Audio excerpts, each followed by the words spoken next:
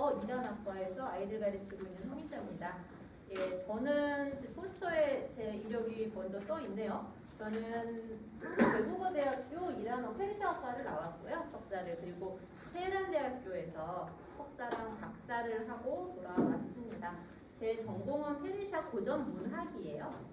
그래서 사실 신화, 설화를 포함한 옛날 이야기를 들려드리러 왔어요. 지금까지 쭉 보니까 유명한 교수님들이 또 좋은 강의, 어려운 강의 많이 해주셨는데요. 저는 그렇게 어렵고 힘든 이야기를 해드릴 재주는 없고, 그래서 저는 오늘 여러분들한테 옛날 이야기 하나 해드리고 갈까 합니다. 제가 오늘 들려드릴 이야기가 페르시아 신화, 또 그 한국에 전파된 페르시아 문양이에요. 이렇게 제가 제목을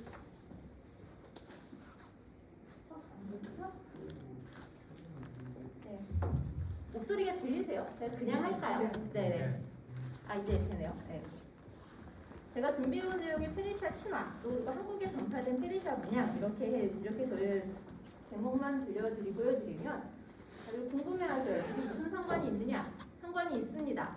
그래서 오늘은 그 얘기를 해드리려고 왔어요. 페르시아 신화 그러면은 뭔가 되게 거대할 것 같잖아요. 신비롭고 큰 이야기 있을 것 같고, 근데 이 페르시아 신화는요 항상 여러분들의 곁에 있었습니다. 한국인들의 항상 곁에 있었어요. 어떻게? 한국에 전파된 페르시아 문양을 통해서. 이 한국에 전파된 페르시아 문양은요 여러분들이 한 번쯤은 보셨을 문양들이에요. 일단은 사실 저도 좋아하는 브랜드거든요. 에트로들 좋아하시죠? 네, 에트로에 있는 그 페이즐리, 에트로의 상징인 페이즐리 문양, 이것도 페르시아 신화와 관련된 문양이에요. 오늘 맨 마지막에 알려드릴 생명의 나무에 연관되어 있는 그 페이즐리 문양이고요. 또 액세서리, 너무 제가 또 여성 중심으로 나오나요? 근데 문양은 어쩔 수가 없어요, 그렇죠? 우리 옷, 액세서리 이런 데 가장 많이 쓰이니까 이렇게 반지나 팔찌 같은데 동그라미가 연속으로 도트처럼 나 있는 문양들 많이 하시잖아요. 그런 것도 페르시아 신화와 연관된 페르시아 문양이에요. 저는 오늘 그 이야기를 해드릴까 합니다. 그래서 오늘은 일단은 페르시아 문양이 한국에 전파가 되었으려면은 양국이 교류를 했어야 됐어요. 한국과 페르시아. 그래서 한국과 페르시아가 어떻게, 왜 교류를 시작하게 됐고, 그리고 이러한 문양은 왜 전파가 되었으며, 그리고 우리가 무심코 그냥 지나쳤던 진짜 페르시아 문양인지도 몰랐던 이 문양들이 어떤 신화와 연관이 있고 어떤 의미를 가지고 있는지 한번 이야기해 볼까 합니다. 우선 왜 양국이 교류를 했고 왜 이런 문양들이 전파가 됐는지를 알려면 페르시아가 뭔지를 설명을 드려야 돼요. 자, 우리 페르시아가 뭔지는 들어보셨을 거예요. 그렇죠? 페르시아 제국. 다큐멘터리에서도 많이 하고요. 또 세계사에서도 많이 배우셨고, 역사 좋아하시는 분들은 많이 배우셨어요. 페르시아 제국하면 모래 냄새 날 것 같고, 막 철 부딪히는 소리 날 것 같고, 피 냄새 날 것 같고, 맞습니다. 제가 여기 이렇게 거창하게 썼듯이 인류 역사상 최초의 제국을 이뤘어요. 제국과 왕국의 차이. 좀 더 스케일이 크죠? 거대한 여러 대륙을 아우르고 여러 개의 나라를 정복해서 큰 영토를 확장한 국가들을 제국이라고 합니다. 페르시아 제국은요, 지금 이게 그 밑에 있는 게 페르시아, 죄송합니다. 이게 이제 그 당시에 페르시아의 영토예요. 페르시아 오리엔트 문명. 아마 다음 주쯤 그 다음 주쯤 보니까 이집트 문명, 메소포타미아 문명을 하시는 것 같아요. 오리엔트 문명이라 하면 이집트 문명, 메소포타미아 문명, 수메르 문명, 이 문명들을 통칭하는데요. 최초로 이 문명권을 통일해서 인류 최초의 제국을 만들었습니다. 그리고 얼마나 컸냐면요. 동으로는 인도, 서로는 그리스 로마. 근데 그 당시에는 사실 지금의 유럽, 우리가 흔히 알고 있는 프랑스, 독일, 영국은 없었으니까 그 당시에 유럽이라 했으면 그리스 로마였고요. 북으로는 중앙아시아 그리고 심지어는 아프리카와 이집트까지 통치를 했습니다.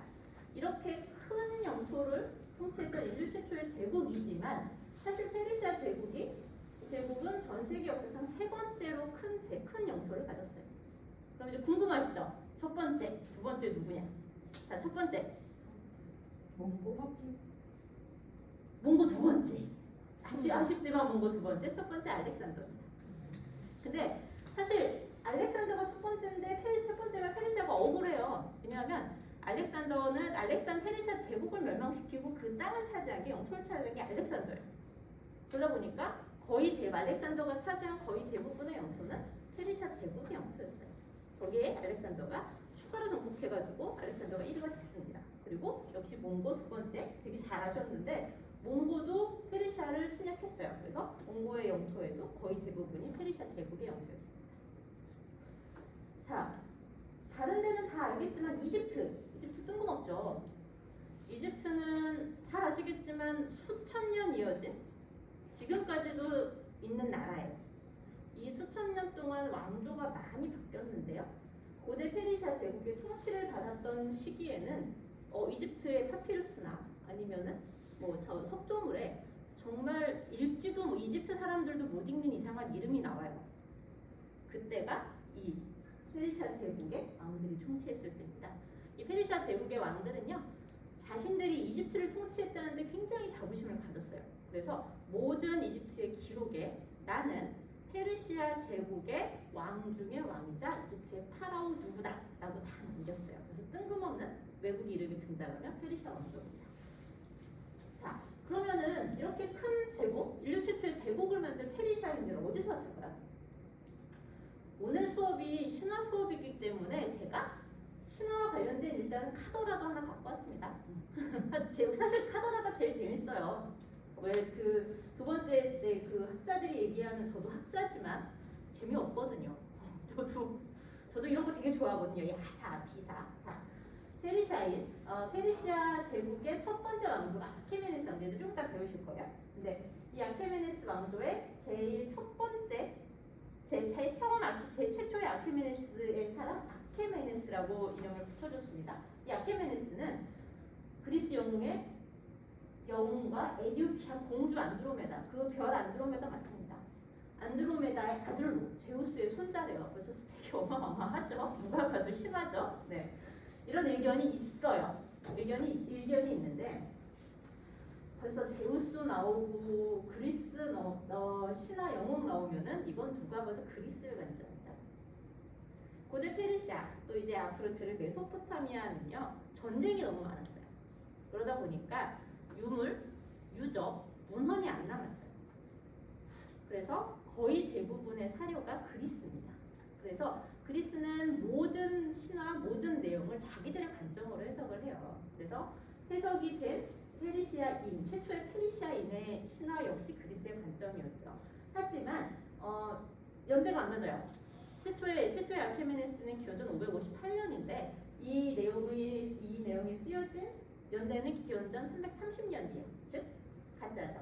자, 그래서 진실은요, 아리아인이 민족 대이동을 해가지고 이란에 정착했다는 설입니다. 아리아인 많이 들어보셨죠?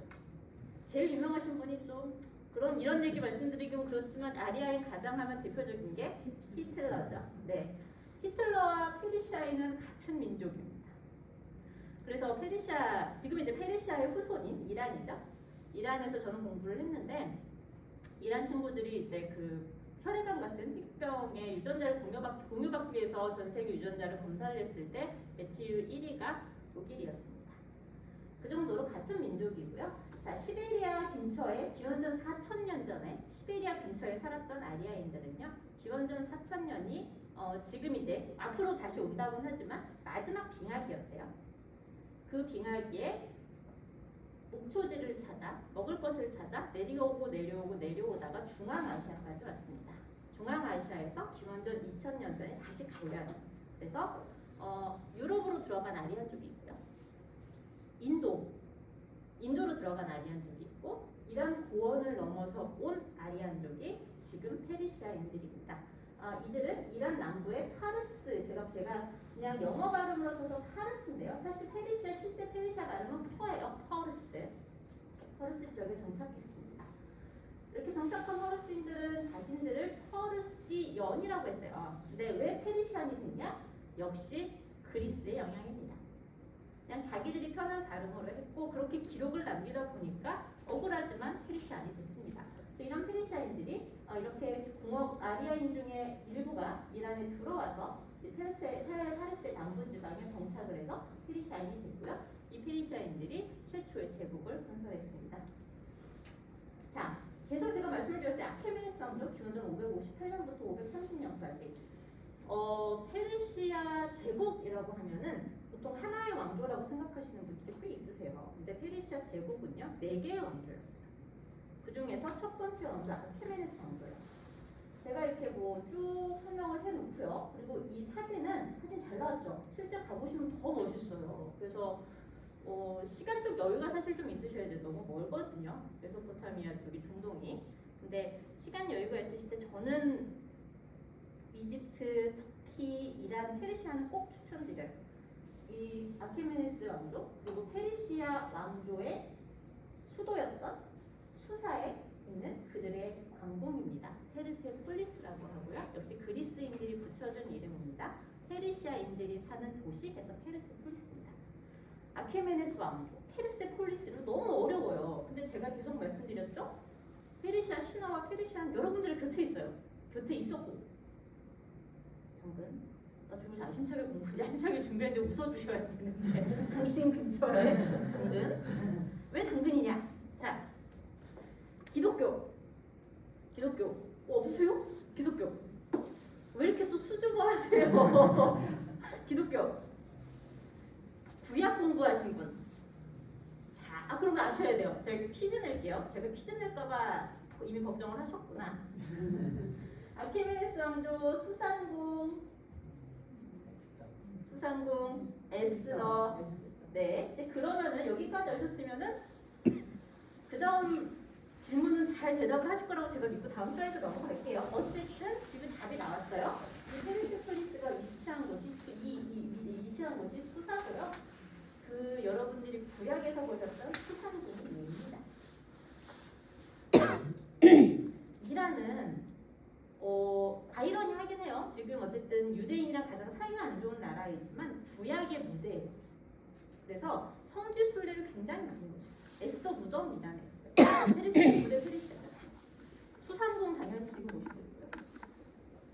그리고 다니엘 무덤 거기 있고요.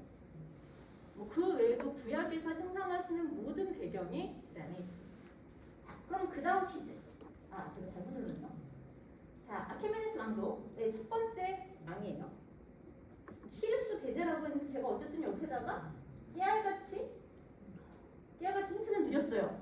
어디서 나오신 분인지. 자, 구약성경 다니엘서에 나오신 분입니다. 페르시아 말로는 키루스 대제이고요. 영어로는 사이러스 대제입니다. 아케메네스 왕조의 1대 왕자, 페르시아 제국을 만든 왕입니다. 자, 이 왕. 한 번씩 들어보셨나요? 고레스 대제예요. 그래서 제가 말씀드렸죠? 페르시아 신화랑 페르시아 역사는 여러분들 근처에 있어요. 당근. 예, 고레스 대제입니다. 성경에서 다니엘서에 나오는 주인공이시자 그 바빌론 유수에서 유대인들을 해방시킨 그리고 인류 최초의 인권 선언문을 발표한 고레스 대제가 페르시아 제국을 만든 사람이에요. 그래서 페르시아 제국은요, 또 페르시아의 왕들은 구약, 문화, 스포츠, 영화 다방면에서 나와요. 자, 첫 번째 고레스 대제. 기원전 558년에 페르시아 제국을 만들었고요. 바빌로니아와 아시리아를 점령하면서 유대 민족을 해방시켰습니다. 근데 아이러니해요. 유대 민족이랑 가장 사이가 안 좋은 게 현재 이란이에요. 이스라엘과 이란이 가장 사이가 안 좋아요. 오늘도 아침 뉴스 보니까 서로를 폭격하겠다고 협박하고 있는 중이에요. 근데 그 나라의 시조는 키루스 대제고요. 그 키루스 대제가 해방해준 민족의 후손이 지금 이스라엘이에요. 어쨌든 오늘 아침에 폭탄을 서로 날리게 된다면 이분 때문입니다.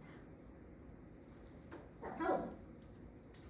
그러면 그 다음은 쉬우시겠네요. 다리우스 대제. 자, 아케메네스 왕조를 전성기에 올렸죠. 다리우스 대제. 다리우스 대제 하면 자 떠오르는 거? 문화 스포츠를 한번 생각해보세요. 자, 이제 우리 성경에서 넘어가시죠. 문화, 스포츠, 마라톤. 마라톤의 주인공이세요. 자, 다리우스 대제는 어쨌든 쭉쭉쭉 영토 확장을 하다 보니까 맞닿을 수밖에 없는 그 옆에 강대국 그리스입니다. 그래서 결국은 그리스 근처에 이오니아라는 작은 공국을 점령하고 나서 그리스와는 전면전을 할 수밖에 없었어요. 근데 페르시아는 어쨌든 기마 민족이고요. 전쟁을 굉장히 잘하는 민족이에요. 그리고 어마무시한 대군을 끌고 그리스에 갔을 때 그리스는 반드시 자기들이 질 거라고 생각을 했어요. 그게 마라톤이라는 아테네 근처의 소도시입니다. 근데 우연히 이긴 거예요. 그리스가 잘해서 이긴 게 아니고 고대 페르시아 왕들은 친정을 했어요. 자기들이 직접 전쟁에 나갔어요. 그 마라톤에서 다리우스가 화살을 맞습니다. 사령관이 부상을 당했기 때문에 퇴각할 수밖에 없는 상황이었고요. 어부지리로 이긴 그리스는 너무 신이 났어요. 그래서 49.19km를 달려서 아테네에서 도착해서 우리가 이겼습니다. 그리고 쓰러졌죠. 그것을 기념해서 한 게 마라톤 전투예요. 근데 페르시아 제국은 또 페르시아인들은 지금 이란이라고 하지만 사실 공식 명칭은 페르시아인이에요. 이 페르시아인들은 영토도 어마어마하게 넓었지만 뒤끝도 어마어마하게 넓습니다. 그래서 페르시아에는 이란에는 마라톤 경기를 안 해요. 자기들만 안 하면 되는데 1970 제가 3년인가 5년인가 조금 헷갈리는데 그때 아시안 게임을 했어요. 아시안 게임에서도 마라톤 경기를 안 했습니다. 그건 좀 사태가 심각하죠. 2000년이 지난 사건을 가지고 그 정도로 페르시아에게는 뼈아픈 패배였고 그리스에게는 행복한 승리였습니다. 자, 우리 다리우스 대제 마라톤에서 화살을 맞습니다. 그리고 시름시름 앓기 시작을 하세요. 그런데 그 와중에 또 이집트가 자꾸 소란을 피워요. 그래서 이집트에 점령 가셨다가 중간에 평안을 얻어서 다시 돌아가세요. 그의 아들 크세르크시스. 제가 옆에다가 적은 것들은 힌트예요. 제가 계속 퀴즈를 드릴 거니까. 자, 우리 크세르크시스 효자예요. 아버지 다리우스가 유언을 남깁니다. 아들아, 복수를 해다오. 효자 크세르크시스 어떻게 해요? 진격을 해야죠. 어디로? 헐리우드. 자, 우리 크세르크시스 할아버지는 구약성경에 나오셔서 구약성경의 등장인물로 인류 최대의 베스트셀러에 영원히 자취를 남기셨고 아버지는 문화체육계에서 큰 활약을 하셨으니까 아들은 이제 공연 예술 쪽으로 가셔야 되잖아요. 자, 크세르크시스 영화 300의 주인공입니다. 영화 300. 그래서 자 이제 손주는 우리 효자 아들은 헐리우드를 접수합니다. 영화 300 혹시 보셨나요? 네. 영화 300에 항상 나는 반대하다고 외치는 약간 짐승같이 생긴 왕자. 그분이세요. 반대하신 그분. 자, 테르모필레 전투는요. 첫 번째 그 마라톤 전투가 그리스와 아케메네스 페르시아 제국의 첫 번째 전투였다면 이 테르모필레 전투는 두 번째 전투예요. 우연히 마라톤 전투에서 이긴 그리스 신이 나서 놀고 있었는데 또 쳐들어왔어요. 어떻게 해요? 이번에는 근데 제대로 준비된 전사들 스파르타가 있었습니다. 영화도 과장이 좀 있어요. 300명의 병사가 아니라 300명의 사령관이었습니다. 어쨌든 300명의 사령관에게 대패를 당합니다. 하지만 영화 300이 2가 나왔죠? 영화 300 2 보셨나요? 자, 타이틀이 있습니다. 이번에는 해전이다.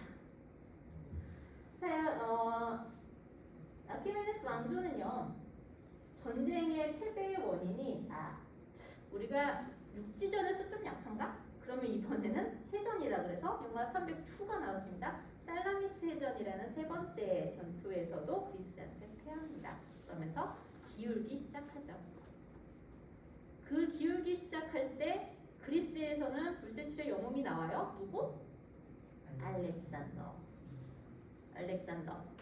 그러면서 다리우스 3세 크세르크세스의 손자입니다. 아케메네스 왕조의 마지막 왕 기원전 330년에 알렉산더의 침략으로 이 큰 영토를 이루었던 페르시아 제국의 첫 번째 왕조 아케메네스 왕조가 멸망합니다. 이 밑에 있는 것은요, 한참 페르시아가 점령을 최고로 했을 때 지도예요. 보시면 박트리아, 이집트까지 쭉 있잖아요. 근데 저 왕의 길이라는 게 조금 독특하진 않죠. 이제는 다 아니까. 아케메네스 왕조의 최고의 발명품이에요. 그래서 제가 설명을 드리려고 갖고 왔습니다. 왕의 길이 우리 역참대도라고 아시나요?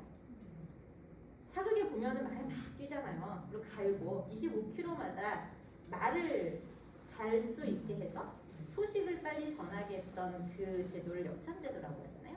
이 역참제도를 처음 고안한 게 다리우스 제도입니다. 점령수가 굉장히 커요. 이 큰 나라들을 효과적으로 다스리려면 제대로 된 소식통들이 있어야 돼요. 그래서 그게 역참제도고요. 그래서 사르다스라고 하는데 사실 이게 리디아예요. 그리스 근처에. 리디아부터 수사, 페르세폴리스까지 약간 수상궁이 있었던 페르세폴리스까지 이어지는 쭉 길에다가 25km마다 역참 제도를 설치했습니다. 이거 말고도 사실 다리우스 대제의 다른 유산은 수에즈 운하예요. 이집트를 점령했잖아요. 근데 자기들이 이집트의 그 많은 광물과 자원을 약탈해야 되는데 이 운하가 없으면 너무 좁아요. 그래서 만든 게 수에즈 운하입니다. 아직까지도 전 세계 물동량을 책임지고 있다. 자, 그래서 페르시아는 여러분들의 근처에 있습니다. 자, 그 다음 왕조 파르티아 왕조. 물론 이제 중간에 괴뢰 왕조가 있긴 했었어요. 알렉산더가 침략을 했는데 알렉산더의 가장 큰 단점은 단명했어요.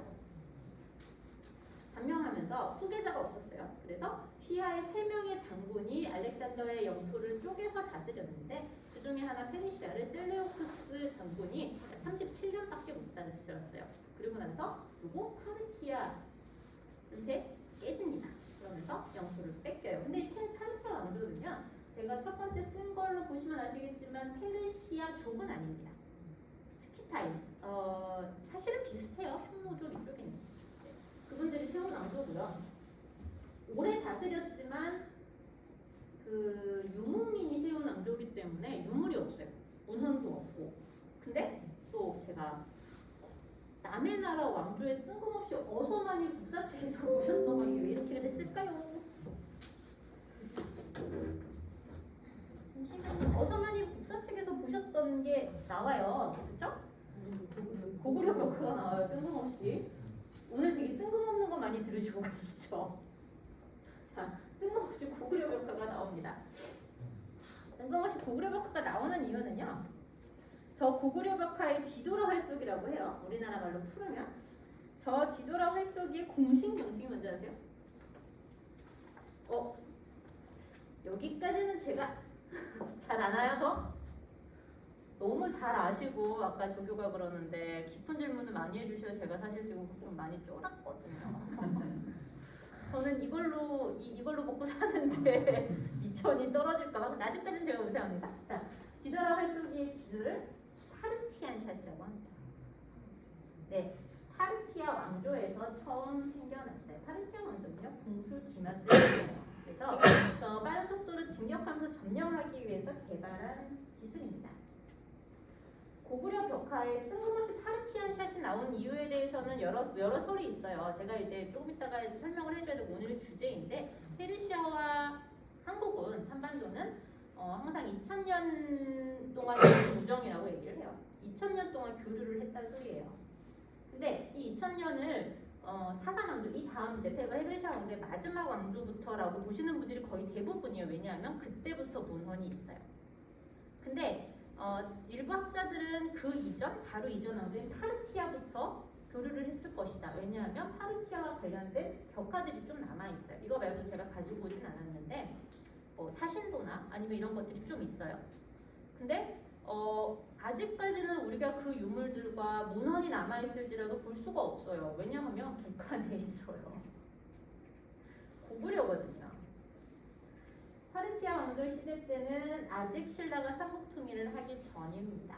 삼국시대였고요. 그 당시에 이제 왜 고구려냐? 지금 세계관을 생각하시면 안 돼요. 그 당시에 이제 어마어마하게 넓었어요. 페르시아 제국이. 그래서 중국과 국경을 맞닿아 있었어요.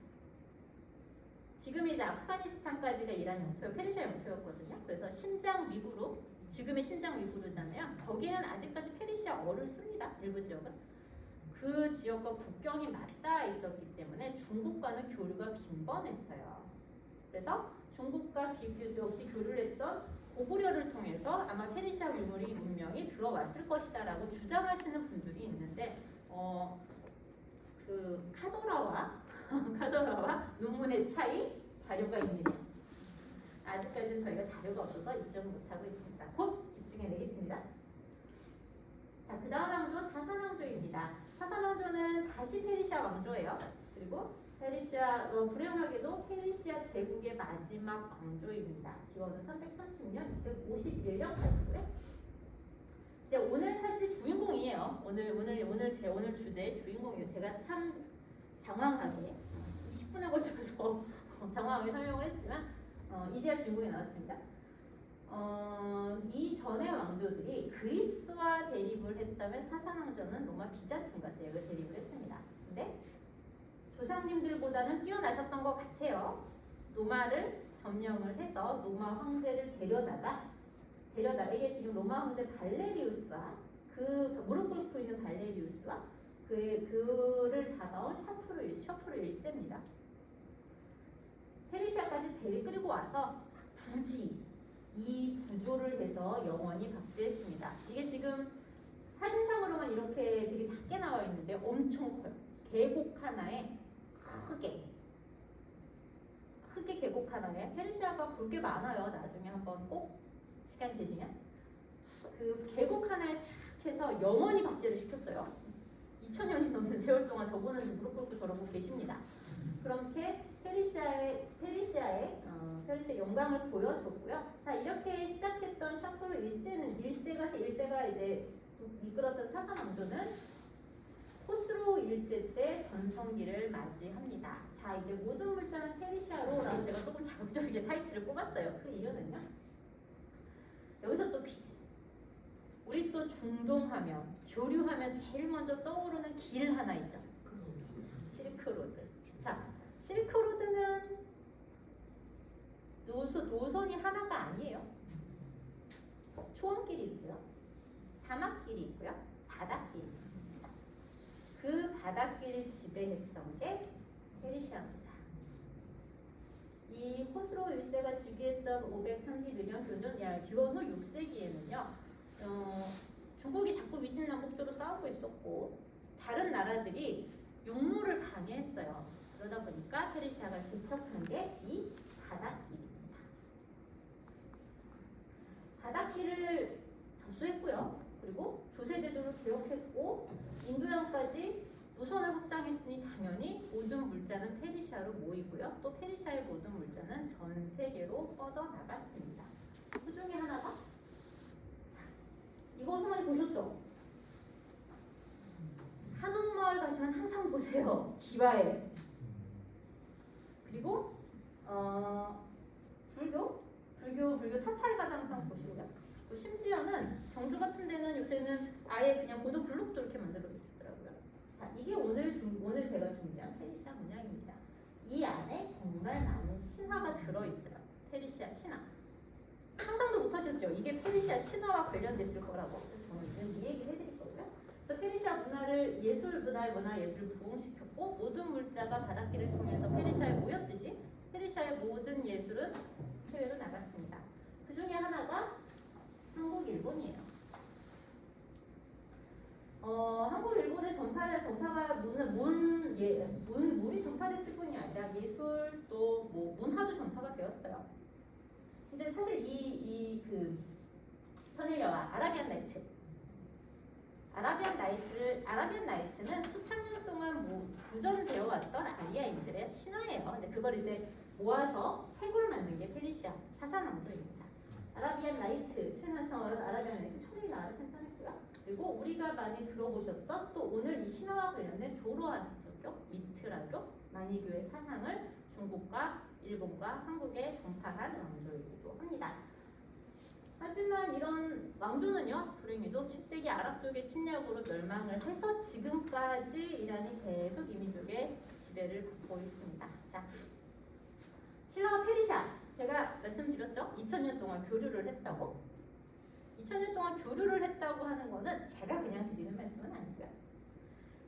많은 유물과 또 많은 문헌과 많은 교수님들의 연구 결과를 가지고 2000년 정도는 충분히 돼. 하지만 그 이전도 있을 거니까 이제 그럼 후속 세대인 너희가 땅도 좀 파고 책도 좀 찾고 하면서 넘겨주셨는데 어쨌든 현재 입증된 페르시아와 신라는 2000년 교류 역사를 이어가고 있고요. 그래서 사사왕조 때부터 또 우리나라는 통일 신라 시대 때부터 같이 교류를 하고 있습니다. 자, 신라와 페르시아의 교류와 관련해서 가장 많이 알려진 이야기 혹시 푸시노메라고 들어보셨나요? 푸시노메는요, 우리나라에 지금 번역도 됐고요. 그리고 유튜브에서 한번 푸시노메를 찾아보시면 그림자 극 같은 걸로도 잘 되어 있고 뭐 무용이나 뮤지컬로도 잘 되어 있어서 오늘 수업이 끝나시고 한번 찾아보세요. 좀 재밌을 거예요. 제가 사실 오늘 수업을 푸시노메로 하려고 했는데 이렇게 하면은 또 너무 내용이 깊어져서 그냥 하나로 준비했습니다. 자, 페르시아와 신라와 관련된 가장 오래된 신화입니다. 푸시너메는 너메는 페르시아어로 문서라는 뜻이에요. 푸시는 사람이에요. 푸시의 서, 푸시의 문서.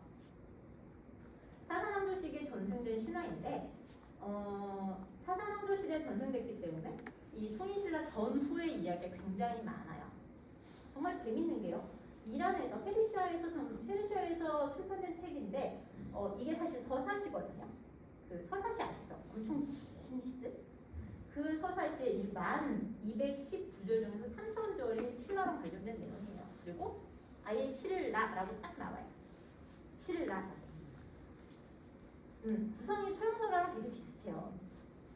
자, 동국에서 박해를 받다 아랍 쪽의 침략으로 동국에서 박해를 받았던 사사왕조의 마지막 왕자 업틴이 나라를 다시 독립운동을 하기 위해서 힘을 모으기 위해서 중국을 갑니다. 근데 중국은 아까 말씀드렸듯이 국경이에요. 그러다 보니까 아랍 쪽의 군대를 정말 쉽게 보냈어요. 그래서 다시 산 넘고 물 건너서 도착한 게 한반도예요. 그중에서 신라. 이 신라에서 이름은 좀 창의적으로 못 지으신 것 같아요. 이름을 신라 이름으로 못 지으시고 어쨌든 그 동네 이름으로 지으셨는데 신라 공주 푸사랑과 결혼을 합니다.